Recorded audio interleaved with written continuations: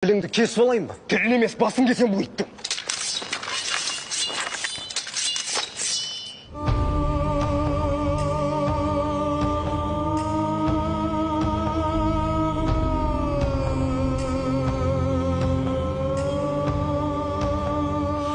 Қасым, бұрындық, тоқтаңдар. Жолдан бұлай тұр. Әйтпесе енді кезекте қылыш сөйлейді.